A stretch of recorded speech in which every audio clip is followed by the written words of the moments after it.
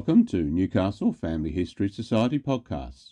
The Newcastle Family History Society, located on Awabakal land in Newcastle, New South Wales, Australia, provides support for those interested in family history. We respectfully advise Aboriginal and Torres Strait Islander peoples that this podcast contains the names of deceased Aboriginal persons and mention of historical events that may be disturbing. Additionally, some historical quotes include language that may be offensive. The Newcastle Family History Society does not condone such language. In the early 19th century, Newcastle was being shaped by the British Empire through punishment, expansion, and uneasy encounters between cultures. This podcast follows two men who share the same name, Wallis. One was Captain James Wallis, Commandant of Newcastle, soldier of Empire, and participant in colonial violence. The other was a child sent to the Parramatta Native Institution and there named Wallis by the colonial system. Their lives briefly intersected in 1818 in a moment recorded as trust and benevolence, but remembered very differently depending on who was doing the recording. This is a story about power, loss, and the human consequences of colonial ambition. Join Society member Stephen Ticehurst as he tells the story of two Wallaces and of a moment when another future briefly seemed possible. Two men who lived in Newcastle in the first half of the 1800s, who were both called Wallis, show two human sides of the British Empire's colonial project in Newcastle. In 1818, an event took place in Newcastle that has resonated ever since. Commandant James Wallis was approached by a local man, Biragon, and his 10-year-old son. Biragon offered to send his son to the Parramatta Native Institution. This was described in 1821 by Ackerman, the publisher of Wallis's artworks, quote, as a proof of confidence in British humanity. Wallis dedicated his album of sketches to the memory of his brother officers who had died in various parts of the globe. The Parramatta Native Institution was Governor Macquarie's project, quote, to effect the civilisation of the Aborigines of New South Wales and to render their habits more domesticated and industrious. Biragon's act was interpreted by the colonial record as an acceptance of the superiority of British culture. Captain James Wallis authored two short documents of historical significance in his life. The first is his account of the Appin Massacre, to which I will return later. The second document was a retrospective account of two men whose portraits he painted whilst in Newcastle, Biragon and his brother Dick. The State Library of New South Wales describes this document as, quote, of the greatest historical significance and a unique document of its period for colonial New South Wales. Wallis's first page, apparently written some years after the event, remembered Biragon, quote, with more kindly feelings than I do many of my own colour, kindred and nation. He said Biragon, quote, proved his attachment and confidence by giving me his only son to go to the Native Institution formed by, quote, the late, benevolent and truly philanthropic Governor Macquarie. This confidence may have been misplaced. Wallis's account of the event was written some years later. It was written on two updated sides of a sheet of paper, now in the State Library. The first side reflects the colonial aspect of imperial benevolence. However, the second side of the paper is different. It repeats information from the first side, which would have been unnecessary if written at the same time. It is written in an unsteadier hand and much harder to transcribe. It suggests the passage of some years of reflection. Wallis says, quote, Jack proved his confidence and attachment to me in the following manner. I saw him standing up with his only son by his side. He had some momentous thought on his mind. Placing his hand on his son's head, he said with smothered feelings, I give it your permission to send to school at Parramatta. Massa have him made boat hand and comes back to Newcastle and make boat for me to fish in. We do not know Burigon's thoughts, but it is clear from the transcript that he saw a transactional element to the process, which Wallis only later included in his account. Burigon was not explicitly supporting the British Empire. Rather, he wanted his son to learn the skills of the British, to build a ship that was bigger than the canoes than they relied on for their fishing. He wanted to be able to catch more fish more easily. He is trying to navigate changed circumstances wrought by the arrival of the colonists. The transactional nature of their relationship was evidenced in many ways.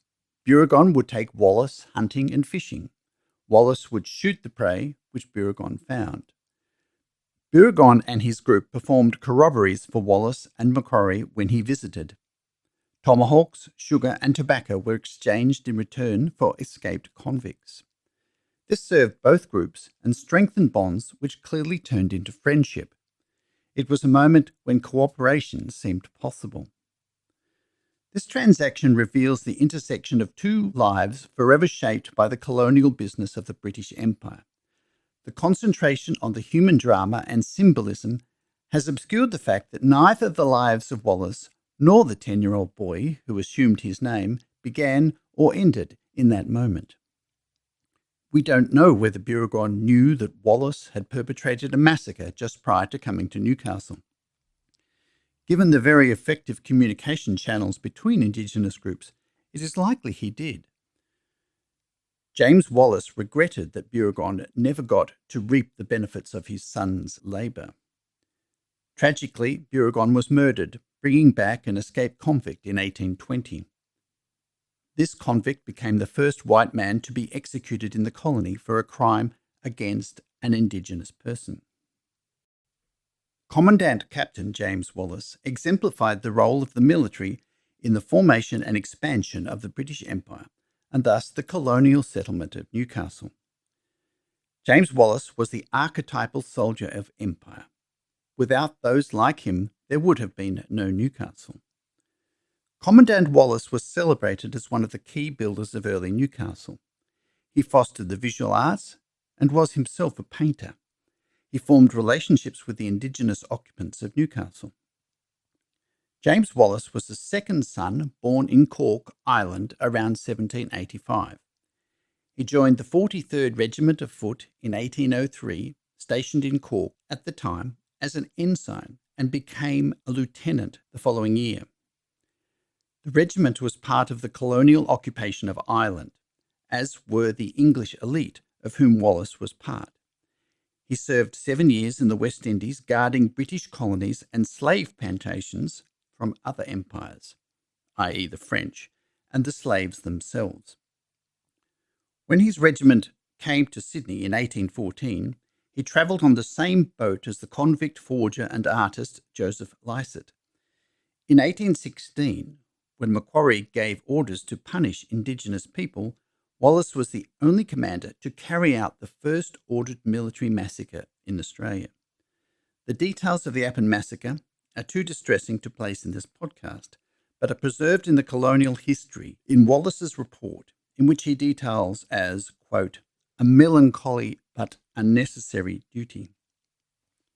This massacre also involved abducting children to form part of Macquarie's Parramatta Native Institution. Wallis was rewarded for his actions with 15 gallons of rum and possibly the position as Commandant of Newcastle.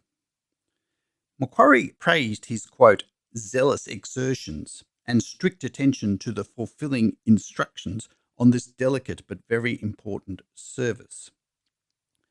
Botsman wrote that Wallis's action at Appin create, quote, a pattern of violence that was repeated throughout the Australian colonies.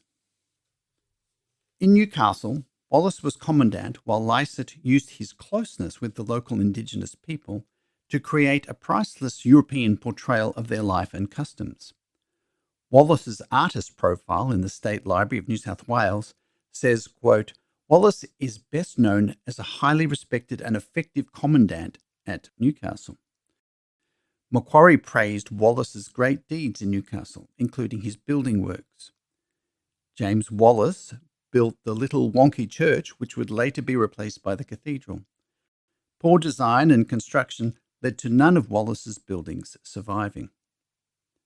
He started building the breakwater, which would eventually shape the economic future of the city. During Wallis's time in Newcastle, he painted and went hunting, which brought him close to Burragon, an Awabakal man. Wallis and Burragon have been immortalised hunting together in artwork by Lycett. A portrait of Burragon and his brother has a caption by Wallis which contrasts the, quote, graceful, modest and gratifying flora of Newcastle with the, quote, hideous, disgusting and barbarous natives who were the, quote, most perfect savages in existence. However, Wallis's views changed over time. His later manuscript describes the poignant memories Wallis had of Burragon. Quotes, I can now, though so many years have passed over me, call the scene to memory. Near the close of one of those delightful days almost peculiar to New South Wales, I can call to mind Jack's broad grin, he called Burragon Jack. These were scenes in all our lives to which we turn back to with pleasurable, though perhaps with a tinge of melancholy feelings. And I now remember poor Jack, the black savage, ministering to my pleasures, fishing, kangaroo hunting, guiding me through trackless forests with more kindly feelings than I do many of my own colour, kindred and nation. He had also used the word melancholy in his report on the Appin massacre when regretting the deaths of the elderly, women and children. Macquarie's later fall from grace meant Wallis was also pushed into obscurity, such that local historians described him as the forgotten commandant. His name largely disappeared from landmarks and streets, and Wallis Plains became Maitland. Several attempts have been made to rescue his reputation.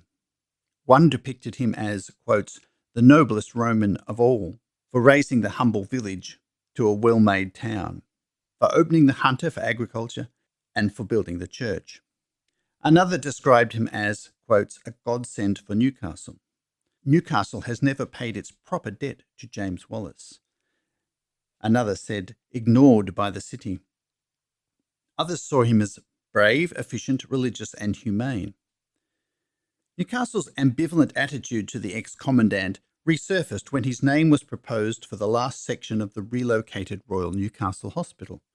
His connection with the Appin massacre put paid to this idea. After leaving Newcastle, Wallis continued to serve the Empire. Wallis took part in suppressing another insurrection of locals at Fort Kittur in present-day Karnataka, India, in 1824. Rani Chennamma, Queen of the state of Kittur, led a rebellion provoked by the East India Company ignoring her chosen successor. Initially, she was successful against East India Company troops, meaning Wallis's regiment was called in. Her fort fell, she was captured, and she died in the regiment's custody in 1829. She later became an important figurehead for Indian resistance movements. Wallis left India in 1826. He calculated he had travelled 169,422 miles in the service of the British Empire. His writings named fellow officers who have died in the service. He included no memorial to the local peoples killed by his regiment. In comments by his superiors, the words zealous repeatedly described Wallis. He was noted for the, quote, order and state of discipline in his regiment and their ability to perform a new type of drill. Wallis retired to England, marrying late in life and indulging his passion for art. He had no surviving children. I can now turn to the other Wallis, Wurrumal of the Awabakal, traditional owner. The colonial record has no documentation of the internal life of the indigenous Wallis, later probably called Wurrumal. He was born at almost the same time as the colony of Newcastle. His ancestors had always lived here and had a spiritual connection with the land, which was foreign to the colonists. He had lived a traditional lifestyle with his family group for 10 years before the fateful decision by his father to send him to the Parramatta Native Institution. Wallis's life after this has received little attention. The 10-year-old son of Birragon was taken to the Parramatta Native Institution on the 25th of September 1818 and was thenceforth called Wallis. Unlike most children placed there, he did not abscond. The children abducted by Wallis during the Appin massacre had already fled. Designed to bring British culture to children and separate them from their traditional life, it was a total failure. Wallis spent 7 years in this institution with no documented contact with his family. During this time, his father was murdered by an escaped convict. Wallis is not mentioned in accounts of the institution until it closed temporarily in May 1825 when he was 17. He was taken to the orphanage but then returned to the institution when it was restarted in December 1826. Being an older boy, he was probably given the task of minding the cattle, which the boys disliked. These cattle were later driven to the hunter, which may have provided the opportunity for Wallis to return to his country. When Reverend Wilton visited the institution in 1828, there were no boys left of Wallis's age. He returned home to probably find a vastly changed and disintegrated social network. My own reading of Dawson of the AA Company suggests Wallis may have moved to live with the Worimi people. This may have been because they were able at this time to continue a traditional life. On page 233 of Dawson's Present State of Australia, a young man named Wallis appears for the first time. Dawson was the first person in charge of the AA Company at Port Stephens. He brought to the job his skills in managing men who worked on farms in England, as well as the usual negative views about Indigenous people. However, he was open-minded enough to realise that many of these latter views were wrong. He later said the AA Company effort would have foundered without the support of the local people. When he arrived, they welcomed him and helped him build huts and provide food. He in turn respected their beliefs and practices and did not expect them to be servants. It is probable that the local people saw in Dawson some protection from the timber getters who had plundered their country, assaulted the women, and murdered without punishment. Dawson took steps to arrest and punish whites who caused harm. This did not go down well with other sections of the colonial enterprise. His good relationship with the Worimi was one reason the local committee of the AA Company turned on him. This other Wallis accompanied Dawson on an expedition in April 1827 to try and apprehend the presumed spearers of 2 shepherds. Wallis had, quote, always shown great attachment towards Dawson. His English was good. He was a fine mullet spearer on the beach. He climbed a tree to cut a branch holding a bee's nest. Dawson felt he would fall, but Wallis reassured him that he never tumbled. He was chosen to be the messenger to warn Dawson to leave an area because the ceremonial conflict was to begin. Dawson described a punishment ceremony where Wallis, quotes, nearly as fine a young man as Wiki, end quotes, offered his head to receive a waddy blow. Wallis then danced, quote, in the face of his opponent like a harlequin, brandishing his waddy while blood streamed down his cheeks and chest. Wallis accompanied Dawson to Sydney, but refused to leave the veranda of the company farm, looking out for Dawson's return and wanting to get back to the Worimi as soon as possible. When Dawson was replaced, the new administration segregated the Worimi and the AA settlement. In 1833, Wallis was first noted on a blanket list at Lake Macquarie, described as absent but normally of Newcastle. Wallis then appears in 1834 letters by Brooks, Scott and Warner about a group who began taking food from settlers on the western edges of Newcastle. In March 1834, Brooks wrote to the colonial secretary proposing that upcoming blanket distributions be withheld from males because they were accused of stealing maize and robbing poor men of poultry, quotes, compelling one of them to divide among the tribe the prepared victuals he had. He said a man named Wallis had been apprehended in line with the earlier suggestion that the ringleaders be taken on, quote, their usual trips to Newcastle.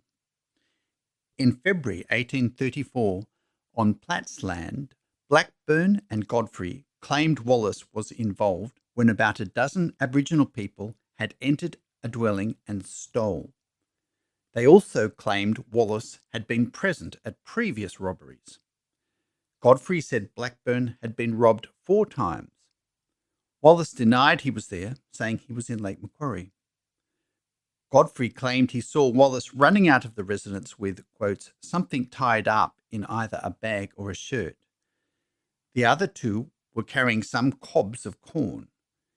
He called Wallis by name, but he did not answer. He and Blackburn chased them half a mile to a hill where boomerangs and stones were thrown at the pursuers. Wallis was charged with larceny for goods, 10 pounds weight of flour to the value of 4 shillings, 1 tin dish to the value of 2 shillings, and a shirt to the value of 2 shillings. This case was listed at Maitland Quarter Sessions for August the 4th. Wallis had been in prison for at least 5 months. No verdict is listed, and it is unclear whether a trial took place. Wallis then appeared in the 1836 blanket list at Lake Macquarie as a man in his 30s from Newcastle with no wife or children. For the first time he was given another name, Wurramil. I have not found any later evidence of his existence. He does not appear in subsequent blanket lists. In conclusion, despite sharing the same name, the 2 Wallaces represent 2 sides of the colonial project of the British Empire. The other Wallis, Wurramil, was separated as a child from his land and community. His father hoped he was going to be taught to build boats, to better navigate the changed world they were living in. However, it is probable Burragon was not aware of the purpose of the institution, nor of its rule that you were not allowed to leave. The other Wallis was then detained 7 years and kept separate from his community as part of a failed colonizing experiment.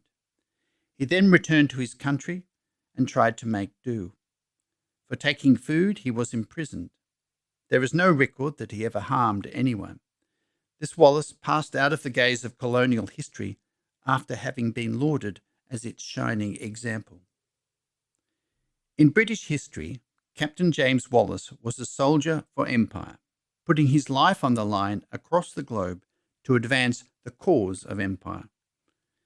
The pre-existing inhabitants of New South Wales, the West Indies, and India may have seen it differently. The inheritors of the invasion he represented have repeatedly struggled to come to terms with the violent aspects of his legacy, shrinking back from Appin whenever it reaches awareness. A man who can use the same word melancholy to describe the massacre of innocents and also to describe his fond memories of an Indigenous person is hard to reconcile. Both stories seem now to have been inevitably foretold by the march of colonialism. However, for a brief moment in early Newcastle, an alternate path could have seemed possible. And so we're left with 2 men who shared a name but lived profoundly different lives within the same place and time, each shaped inescapably by the forces of empire. One helped build the colony, enforce its order, and extend its reach. The other was drawn into that same system as a child, separated from family, culture, and country. His life thereafter only glimpsed in fragments of the colonial record. As we close, it's worth pausing to reflect on what these lives reveal about colonial New South Wales, not just its ambition and expansion, but its human cost. You've been listening to Newcastle Family History Society Podcasts.